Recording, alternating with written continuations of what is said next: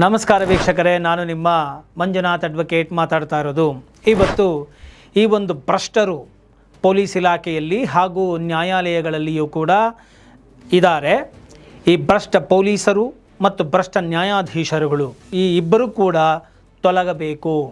ಈ ವ್ಯವಸ್ಥೆಯನ್ನು ಅವ್ಯವಸ್ಥೆಯ ಆಗರವನ್ನಾಗಿಸಿರುವಂತಹ ಮತ್ತು ಇವರಿಂದ ಯಾವ ನ್ಯಾಯವನ್ನೂ ಕೂಡ ನಾವು ಅಪೇಕ್ಷಿಸಲಾರದಂತಹ ಸ್ಥಿತಿ ಇರೋದರಿಂದ ಇಂತಹ ಭ್ರಷ್ಟರು ತೊಲಗಬೇಕು ಅನ್ನೋದು ಇವತ್ತಿನ ವಿಡಿಯೋದ ಒಂದು ವಿಚಾರ ಆಗಿದೆ.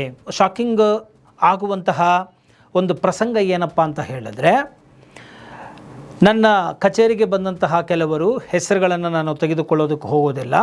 ಕೆಲವರು ಸರಿಸುಮಾರು 2-3 ಬಾರಿ ಇದೇ ರೀತಿಯಾಗಿ ನನ್ನ ಕಚೇರಿಗೆ ಬಂದಿದ್ದಾರೆ.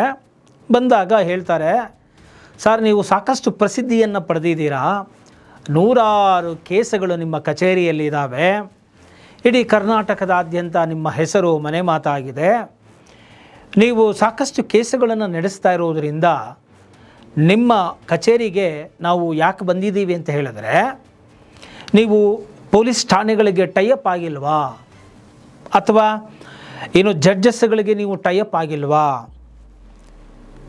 ಟೈಅಪ್ ಆಗಿಲ್ಲ ಅಂತಾದರೆ ನಾವಿದ್ದೇವೆ sir, as A middle Mann ಆಗಿ ನಾವಿದ್ದೇವೆ. ಸೊ ನಾವು ನಿಮಗೆ ಸಹಾಯವನ್ನು ಮಾಡ್ತೇವೆ. ನಿಮ್ಮ ಕಕ್ಷಿದಾರರುಗಳು ನಿಮ್ಮ ಬಳಿ ಬಂದಾಗ ನಿಮಗೇನಾದರೂ ಸಲೀಸಾಗಿ ಕೆಲಸಗಳು ಆಗಬೇಕು ಅಂತಾದರೆ ನಮಗೆ ಹೇಳಿ ಸರ್. ಎಲ್ಲ ಠಾಣೆಗಳ ಜೊತೆಗೆ ನಾವು ಟೈಅಪ್ ಆಗಿದ್ದೀವಿ. ಮತ್ತು ಮೆಜಾರಿಟಿ ಆಫ್ ದಿ ಜಡ್ಜಸ್ ನೋಡಿ, ಪೊಲೀಸ್ ಇಲಾಖೆಯಲ್ಲಾಗಬಹುದು, ನ್ಯಾಯಾಲಯದ ಇಲಾಖೆಗಳಲ್ಲಿ ಆಗಬಹುದು, ಎಲ್ಲರೂ ಕೂಡ ಭ್ರಷ್ಟರಾಗಿರ್ತಾರಾ? ಎಲ್ಲರೂ ಕೂಡ ದುಡ್ಡಿಗೆ ಮಾರು ಹೋಗ್ತಾರಾ? ಖಂಡಿತ ಇಲ್ಲ. ಕೆಲವು ದಕ್ಷ ಪೊಲೀಸ್ ಅಧಿಕಾರಿಗಳು ಇದ್ದಾರೆ, ಕೆಲವು ದಕ್ಷ ನ್ಯಾಯಾಧೀಶರು ನ್ಯಾಯಮೂರ್ತಿಗಳು ಇದ್ದಾರೆ. ಇವರು ನ್ಯಾಯದ ಪ್ರತೀಕವಾಗಿ, ಇವರು ರಕ್ಷಕರ ಪ್ರತೀಕವಾಗಿ ಇರುವಂತಹ ಅಧಿಕಾರಿಗಳು ಕೂಡ ಇದ್ದಾರೆ. ನೈತಿಕತೆಯನ್ನು ತಮ್ಮ ಉಸಿರನ್ನಾಗಿರಿಸಿಕೊಂಡಿರುವಂತಹ ವ್ಯಕ್ತಿಗಳು ಕೂಡ ಇದ್ದಾರೆ. ಆದರೆ ಮೆಜಾರಿಟಿ ಭ್ರಷ್ಟರು ಕಾಣ್ತಾ ಇರೋದರಿಂದ ಮತ್ತು ಭ್ರಷ್ಟತೆಯಲ್ಲಿ ಮುಳುಗಿರುವವರು ಇಂತಹ ಮಿಡಲ್ ಮನ್ಗಳ ಮುಖಾಂತರ ಟೈಅಪ್ಗಳನ್ನು ಮಾಡಿಕೊಳ್ಳಲು ವಕೀಲರ ಕಚೇರಿಗೆ ಬಂದು ಮಾತನಾಡ್ತಾರೆ ಅಂದರೆ ಏನು ಹೇಳಬೇಕು ಇಂಥವ್ರಿಗೆ? ಮತ್ತು ಇಂತಹ ವ್ಯವಸ್ಥೆ ನಮಗೆ ಬೇಕಾ?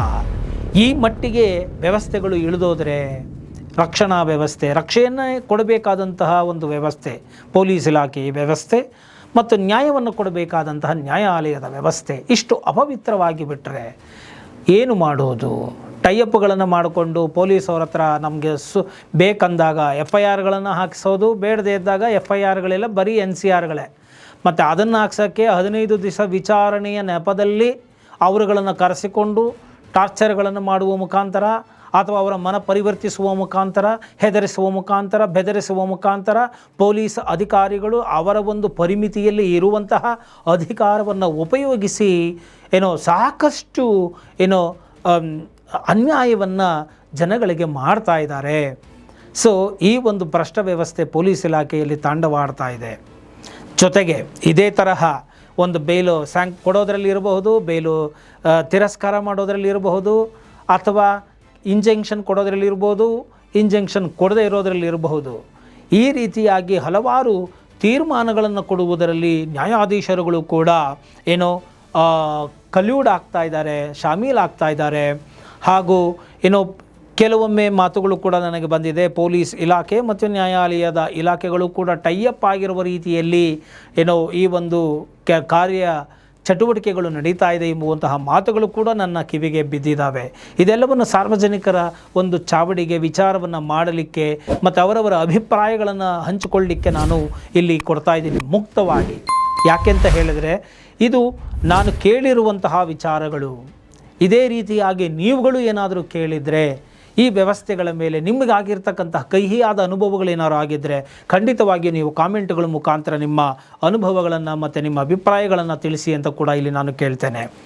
ಸೊ ಈ ರೀತಿಯಾಗಿ ನ್ಯಾಯಾಧೀಶರುಗಳು ಕೂಡ ಕರಪ್ಟಾಗಿ ಬಿಟ್ಟಿದ್ದಾರೆ ನೋಡಿ. ಮೊನ್ನೆ ಎಲ್ಲ ಸುಪ್ರೀಂ ಕೋರ್ಟಿನ ನ್ಯಾಯಮೂರ್ತಿ ಆದಂತಹ ಶ್ರೀಮತಿ ನಾಗರತ್ನರವರೂ ಕೂಡ ಯಾರು ತಮ್ಮ ಆದಾಯದ ಮಿತಿಯೊಳಗೆ ಕೆಲಸಗಳನ್ನು ನಿರ್ವಹಿಸಲು ಸಾಧ್ಯವಿಲ್ಲವೋ ಅಂತಹ ನ್ಯಾಯಾಧೀಶರುಗಳು ರಾಜೀನಾಮೆಯನ್ನು ಕೊಟ್ಟು ವ್ಯವಸ್ಥೆಯಿಂದ ತೊಲಗಲಿ, ಆಚೆ ಹೋಗಲಿ ಅಂತ ಹೇಳಿದ್ದಾರೆ.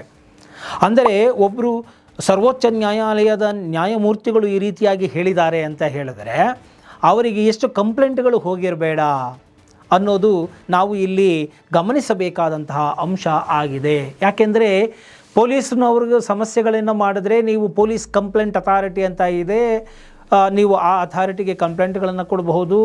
ಅವರು ಸಬಾರ್ಡಿನೇಟ್ಗಳಾಗಿದ್ದರೆ ಅಥವಾ ಲೋ ರ್ಯಾಂಕಿಂಗ್ ಅಧಿಕಾರಿಗಳಾಗಿದ್ದರೆ ಪೊಲೀಸ್ ಇಲಾಖೆಯಲ್ಲಿ ನೀವು ಕಮಿಷನರ್ಗಳಿಗೆ, DGPಗೆ, IGPಗೆ ಕೊಡಬಹುದು, ಇಲ್ಲ ಗೃಹ ಮಂತ್ರಿಗೆ ಕೊಡಬಹುದು, ಇಲ್ಲ ಚೀಫ್ ಮಿನಿಸ್ಟರ್ ಕೊಡಬಹುದು.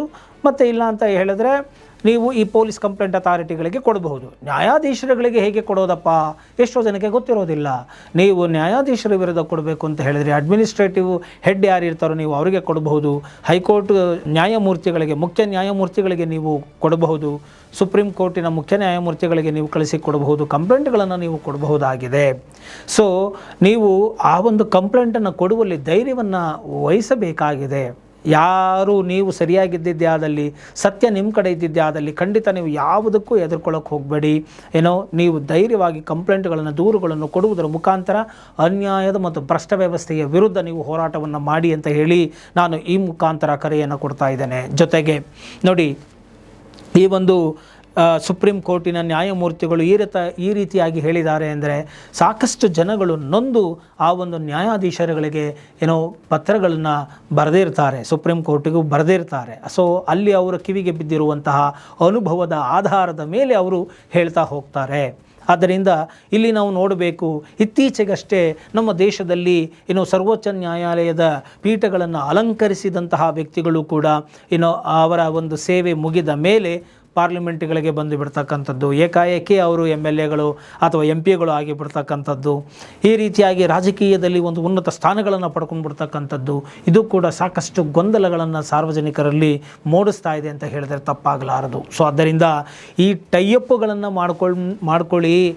ಮತ್ತು ನಿಮ್ಮ ಕಚೇರಿಯಲ್ಲಿ ನೂರಾರು ಕೇಸ್ಗಳು ಬರ್ತಾ ಇರೋದರಿಂದ ನಿಮಗೂ ವರ್ಕೌಟ್ ಆಗುತ್ತೆ, ನಮಗೂ ವರ್ಕೌಟ್ ಆಗುತ್ತೆ ಅಂತ ಹೇಳಿ ಬಂದು ಕೇಳಿದಾಗ ಎಷ್ಟರ ಮಟ್ಟಿಗೆ ಬಂತು ಈ ಒಂದು ಇಲಾಖೆ ಮತ್ತು ಪಾವಿತ್ರತೆ ಅಂತ ನಾನು ಯೋಚನೆ ಮಾಡ್ತೇನೆ. ಅವ್ರಿಗೆ ನಾನೇನು ಹೇಳಲಿಲ್ಲ, ಒಂದು ಸ್ಮೈಲ್ ಮಾಡಿ ಆಯಿತು ನಾನು ನಿಮ್ಗೆ ತಿಳಿಸ್ತೀನಿ ಅಂತ ಹೇಳಿ ಕಳಿಸ್ಬಿಟ್ಟೆ ನಾನು. ಯಾಕೆ ಅಂತ ಹೇಳಿದ್ರೆ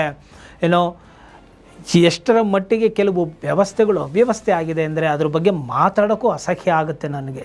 ಅಷ್ಟರ ಮಟ್ಟಿಗೆ ಆಗಿ ಕೂತಿದ್ದಾವೆ. ಮಾತಾಡಿದ್ರು ಟೈಮ್ ವೇಸ್ಟ್. ಕೆಲವೊಮ್ಮೆ ನಾವು ಬೈದರೂ ಕೂಡ ಅದು ಪ್ರಯೋಜನ ಇಲ್ಲ, ನಾವು ಅದ್ರ ಬಗ್ಗೆ ಚಿಂತನೆ ಮಾಡಿ ಪ್ರಯೋಜನ ಇಲ್ಲ. ಆದ್ದರಿಂದ ನಾನು ಮೂಲಭೂತವಾಗಿ ಯಾವಾಗಲೂ ಸಕಾರಾತ್ಮಕ ಪಾಸಿಟಿವ್ ಯೋಚನೆಗಳನ್ನು ಮಾಡುವುದರ ಮುಖಾಂತರ ಆ ಒಂದು ವಿಚಾರಗಳನ್ನು ಕೊಡೋದರಲ್ಲಿ ತಲ್ಲೀನನಾಗ್ತೇನೆ ಹೊರತು ನೆಗೆಟಿವ್ಗಳನ್ನು ಜಾಸ್ತಿ ನಾನು ಬೆಳೆಸ್ಕೊಳ್ಳೋದಕ್ಕೆ ಇಷ್ಟಪಡೋ ವ್ಯಕ್ತಿ ಅಲ್ಲ ನಾನು ಮೂಲಭೂತವಾಗಿ. ಆದ್ದರಿಂದ ಈ ಟೈಅಪ್ಗಳನ್ನು ಮಾಡ್ಕೊಳ್ಳಿ ಅಂತ ಬಂದು ಕೇಳಿದಾಗ ನನಗೆ ನಿಜವಾಗಲೂ ಒಂಥರ ದಿಗ್ಭ್ರಮೆ ಆಯಿತು. ಇಷ್ಟರ ಮಟ್ಟಿಗೆ ಆಗೋಗಿದೆಯಾ? ಹಾಗಾದರೆ ನ್ಯಾಯಾಧೀಶರುಗಳನ್ನೇ ಟೈಅಪ್ ಮಾಡಿಕೊಂಡು ಪೊಲೀಸರನ್ನ ಟೈಅಪ್ ಮಾಡ್ಕೊಳ್ಳೋದು, ಕೇಸ್ಗಳನ್ನು ಫೈಲ್ ಮಾಡಿಸೋದು, ಇಲ್ಲಾಂದರೆ ಕೇಸುಗಳು ಆಗುವಂಥ ಸಂದರ್ಭದಲ್ಲಿ ಪೊಲೀಸರನ್ನ ಟೈಅಪ್ ಮಾಡ್ಕೊಂಡ್ರೆ ಕೇಸುಗಳೇ ಆಗೋದಿಲ್ಲ. ಮತ್ತು ಇನ್ನೇನೋ ಹೋರಾಟ ಮಾಡ್ಕೊಂಡು ಕೋರ್ಟ್ಗಳಿಗೆ ಹೋದರೆ ಕೋರ್ಟಲ್ಲಿ ನ್ಯಾಯಾಧೀಶರ ಜೊತೆ ಟೈಅಪ್ ಮಾಡ್ಕೊಂಬಿಟ್ರೆ ಆಗೋಯ್ತಲ್ಲ. ಮತ್ತು ಇನ್ನು ವಕೀಲರು ಯಾಕೆ ಬೇಕು? ನೋಡಿ ತಿಳ್ಕೊಳ್ಳಿ, ವಕೀಲರಿಗೆ ಏನಾಗೋಯ್ತು ಅಂದರೆ ಕಕ್ಷಿದಾರರು ಮತ್ತು ನ್ಯಾಯಾಲಯಗಳ ಮಧ್ಯೆ ಕಕ್ಷಿದಾರರನ್ನು ಕಾಪಾಡುವಂತಹ, ಅವರ ನ್ಯಾಯವನ್ನು ಕೊಡಿಸುವಂತಹ ಈ ಒಂದು ವೃತ್ತಿ it is like a bridge between the court and litigants. Correct? Is acting like a bridge. ಒಂದು ಸೇತುವೆಯ ರೀತಿಯಲ್ಲಿ ವಕೀಲರು ಕೆಲಸವನ್ನು ಮಾಡ್ತಾ ಇದ್ದಾರೆ ಇವರು. ಆದರೆ ಈ ಒಂದು ವಕೀಲ ವೃತ್ತಿ ಘನತೆಯತ್ತ ವೃತ್ತಿ, ನೋಬೆಲ್ ಪ್ರೊಫೆಷನ್ ಅಂತಾರೆ. ಆದರೆ ಇತ್ತೀಚೆಗೆ ನಾವು ನೋಡ್ತಾ ಬರ್ತಾ ಇದ್ದೇವೆ, ಸಾಕಷ್ಟು ಸೋಷಿಯಲ್ ಮೀಡಿಯಾಗಳಲ್ಲಿ ನೀವು ನೋಡಿರ್ಬೋದು, ಇತ್ತೀಚೆಗೆ ಜಡ್ಜಸ್ಗಳು ಯಾವ ರೀತಿ ವಕೀಲರ ಮೇಲೆ ದರ್ಪ ತೋರಿಸ್ತಾ ಇದ್ದಾರೆ, ಯಾವ ರೀತಿ ಶೋಷಣೆಗಳಾಗ್ತಾ ಇದೆ ಅಂತ ನೀವು ನೋಡ್ತಾ ಹೋಗಬಹುದು. ಇತ್ತೀಚೆಗಂತೂ ಸಾಕಷ್ಟು ಸೋಷಿಯಲ್ ಮೀಡಿಯಾಗಳಲ್ಲಿ, ಕೋರ್ಟಿನಲ್ಲಿ ನ್ಯಾಯಾಧೀಶರುಗಳ ನಡವಳಿಕೆಗಳು, ನಡತೆಗಳು, ಅವರ ವರ್ತನೆಗಳು ಯಾವ ರೀತಿ ಇದೆ ಅಂದರೆ ಈಸ್ ಅ ಕಿಂಗ್, ಮೊನಾರ್ಕ್, ನಿರಂಕುಶಾಧಿಕಾರಿಗಳು ಅನ್ನೋ ತರಹದಲ್ಲಿ ದರ್ಪವನ್ನು ಮೆರೀತಾ ಇದ್ದಾರೆ. ಕೇಳಿಸ್ಕೊಳ್ಳೋಕ್ಕೆ ತಯಾರಿಲ್ಲ. ಸೊ ವಕೀಲರು ಮಾತಾಡೋಕ್ಕೆ ಬಿಡ್ತಾ ಇಲ್ಲ. 2 ನಿಮಿಷ 5 ನಿಮಿಷನೂ ಬಿಡದೇ ಇದ್ಮೇಲೆ ಅವ್ರು ಇನ್ನೇನು ಕೆಲಸ ಮಾಡ್ತಾರೆ ವಕೀಲರು? ಆದ್ದರಿಂದ ಇಂಥ ವ್ಯವಸ್ಥೆಗಳು ತೊಲಗಬೇಕು ಅನ್ನೋದನ್ನು ನಾನು ಇಲ್ಲಿ ಹೇಳಲಿಕ್ಕೆ ಬಯಸ್ತಾ ಇದ್ದೇನೆ. ಸೊ ಕಕ್ಷಿದಾರರು ಅಷ್ಟೇ ನೇರವಾಗಿ ನೀವುಗಳು ಯೋಚನೆಯನ್ನು ಮಾಡಿ ಲಂಚಗಳನ್ನು ಯಾರಿಗೂ ಕೊಡಲಿಕ್ಕೆ ಹೋಗಬೇಡಿ. ಮತ್ತು ಈ ರೀತಿಯಾಗಿ ನಿಮಗೆ ಅನ್ಯಾಯ ಆದಾಗ ಧೈರ್ಯವಾಗಿ ದಿಟ್ಟತನವಾಗಿ ಅದನ್ನು ಎದುರಿಸಿ ನುರಿತ ವಕೀಲರನ್ನು ಸಂಪರ್ಕಿಸಿ ನಿಮಗಾದಂಥ ಅನ್ಯಾಯಕ್ಕೆ ನ್ಯಾಯವನ್ನು ಪಡ್ಕೊಳ್ಳಿ ಅಂತ ಹೇಳ್ತಾ, ನಾನು ಈ ಒಂದು ವಿಡಿಯೋ ಯಾಕೆ ಮಾಡಿದೆ ಅಂತ ಹೇಳಿದ್ರೆ ಬಹಳ ಮನನೊಂದು ಮಾಡಿದೆ. ಇಷ್ಟರ ಮಟ್ಟಿಗೆ ಓಪನ್ ಆಗಿ ನಾನು ಪೊಲೀಸ್ಗಳ ಜೊತೆ ಟೈಅಪ್ ಮಾಡ್ಕೊಂಡಿಲ್ವಾ, ನೀವು ಇನ್ನೂ ಜಡ್ಜಸ್ಗಳ ಜೊತೆ ಟೈಅಪ್ ಇಲ್ವಾ, ನಾವಿದ್ದೀವಿ ಸರ್, ನಿಮ್ಗೇನು ಬೇಕೋ ನಾವು ಮಾಡ್ಕೊಡ್ತೀವಿ ಅಂತ ಥರ್ಡ್ ಪಾರ್ಟಿಗಳನ್ನ ಆಫೀಸ್ಗೆ ಕಳಿಸ್ತಾ ಇದ್ದಾರೆ ಅಂತ ಹೇಳಿದ್ರೆ ಅಥವಾ ಬಂದಿದ್ದಾರೆ ಅಂತ ಹೇಳಿದ್ರೆ ಎಷ್ಟರ ಮಟ್ಟಿಗೆ ಬಂತು ಈ ನ್ಯಾಯ ವ್ಯವಸ್ಥೆ ಅನ್ನೋದು ಸಾರ್ವಜನಿಕರಲ್ಲಿ ತಿಳುವಳಿಕೆ ಮೂಡಿಸ್ಬೇಕು ಅಂತ ಹೇಳಿಬಿಟ್ಟು ನಾನು ಈ ಒಂದು ವಿಡಿಯೋವನ್ನು ಮಾಡಿ ಹಾಕಿದ್ದೇನೆ. ಇಲ್ಲಿ ನಾನು ಯಾವ ಪೊಲೀಸರ ವಿರುದ್ಧ ಆಗಲಿ ಅಥವಾ ನ್ಯಾಯಾಧೀಶರುಗಳ ಅಥವಾ ಕೋರ್ಟ್ ವ್ಯವಸ್ಥೆ ಪೊಲೀಸ್ ವ್ಯವಸ್ಥೆಯ ವಿರುದ್ಧ ನಾನು ಮಾತನಾಡ್ತಾ ಇಲ್ಲ. ಭ್ರಷ್ಟ ಪೊಲೀಸರು ಯಾರ್ಯಾರು ಭ್ರಷ್ಟರೋ ಅವರು, ಭ್ರಷ್ಟ ನ್ಯಾಯಾಧೀಶರು ಯಾರ್ಯಾರು ಭ್ರಷ್ಟರೋ ಅವರ ವಿರುದ್ಧ ನಾನು ಇಲ್ಲಿ ಮಾತನಾಡ್ತಾ ಇದ್ದೇನೆ. ನಿಮಗೆ ಸರ್ಕಾರ ಕೊಡುವಂತಹ ಸಂಬಳ ಸಾಕಾಗದೆ ಹೋದರೆ ಖಂಡಿತವಾಗಿಯೂ ರಿಸೈನ್ ಮಾಡಿ ಆ ಒಂದು ಸೀಟಿಗೆ ಪಾವಿತ್ರತೆಯನ್ನು ತಂದುಕೊಡಿ. ಬೇರೆ ಇನ್ನೇನಾದ್ರು ಬಿಸ್ನೆಸ್ಗಳು ಮಾಡಿ ದುಡ್ಡು ಮಾಡೋಕ್ಕೆ 108 ದಾರಿ ಇರ್ತವೆ, ಅದನ್ನು ಮಾಡಿ ಹೊರತು ವ್ಯವಸ್ಥೆಯನ್ನು ಕರಪ್ಟ್ ಮಾಡಬೇಡಿ ಅಂತ ಹೇಳುವುದರ ಮುಖಾಂತರ ಒಟ್ಟಾರೆಯಾಗಿ ಪೊಲೀಸಿನವರಿಗೆ ಕೊಟ್ಟಿರುವಂಥ 15 ದಿವಸದ ಡಿಸ್ಕ್ರಿಷನ್ ಪವರ್ ಏನಿದೆ ಇದು ಬಹಳಷ್ಟು ಅವ್ಯವಸ್ಥೆಯ ಆಗರ ಆಗಿದೆ. ಪೊಲೀಸಿನವರು ಇಷ್ಟ ಬಂದ ಹಾಗೆ ನಡೆದುಕೊಳ್ತಾ ಇದ್ದಾರೆ. 15 ದಿವಸ ಓಡಾಡೋದ್ರಲ್ಲೇ ಸ್ಟೇಷನ್ಗಳಿಗೆ ಜನಗಳಿಗೆ ಸಾಕಪ್ಪ ಇವ್ರ ಸವಾಸ ಅನ್ನೋ ಮಟ್ಟಿಗೆ ಮಾಡ್ತಾ ಇದ್ದಾರೆ. ಇನ್ನು ಕೋರ್ಟಿಗೆ ಹೋದರೆ ಕೋರ್ಟಿನಲ್ಲಿ ಕೂಡ ಈ ರೀತಿಯಾಗಿ ಸರಿಯಾದ ರೀತಿಯಲ್ಲಿ ನಡೆದುಕೊಳ್ಳದೇ ಇದ್ದಾಗ ಮತ್ತು ಎಲ್ಲ ಸರಿ ಇದ್ರೂ ಕೂಡ ಅವರ ಪರವಾಗಿ ತೀರ್ಪುಗಳು ಬರದೇ ಇದ್ದಾಗ ಕೋರ್ಟಿನ ವ್ಯವಸ್ಥೆಯ ಮೇಲೆ ಜನಗಳು ನಂಬಿಕೆಯನ್ನು ಕಳೆದುಕೊಳ್ಳುವಂತಹ ಸ್ಥಿತಿಯು ಬಂದೊದಗುತ್ತೆ. ಅಂಥದ್ದು ಆಗಬಾರದು. ಈ ಟೈಅಪ್ಗಳು ಮಾಡುವಂಥದ್ದು, ಈ ರೀತಿ ಭ್ರಷ್ಟತೆಯನ್ನು ಮಾಡುವಂಥದ್ದು ಕೂಡಲೇ ನಿಲ್ಲಬೇಕು ಅನ್ನೋದು ನನ್ನ ಈ ಒಂದು ಒಟ್ಟಾರೆ ವಿಡಿಯೋದ ಉದ್ದೇಶ ಆಗಿದೆಯೇ ಹೊರತು ಯಾವುದೇ ವ್ಯವಸ್ಥೆ, ಯಾವುದೇ ಇಲಾಖೆ, ಯಾವುದೇ ನಿರ್ದಿಷ್ಟ ವ್ಯಕ್ತಿಗಳ ವಿರುದ್ಧವಾಗಿ ಮಾತನಾಡಿರುವಂಥದ್ದಲ್ಲ ಅಂತ ಸ್ಪಷ್ಟಪಡಿಸ್ತಾ ಈ ಒಂದು ವಿಡಿಯೋವನ್ನು ಮುಗಿಸ್ತಾ ಇದ್ದೇನೆ. ಇಷ್ಟ ಆಗಿದೆಯಾ ಆದಲ್ಲಿ ಮರೆಯದ ಹಾಗೆ ಲೈಕ್ ಕೊಡಿ, ಇತರರಿಗೂ ಕೂಡ ಶೇರ್ ಮಾಡಿ, ಕಾಮೆಂಟ್ ಮಾಡಿ ಅಂತ ಹೇಳ್ತಾ ಇದ್ದೇನೆ.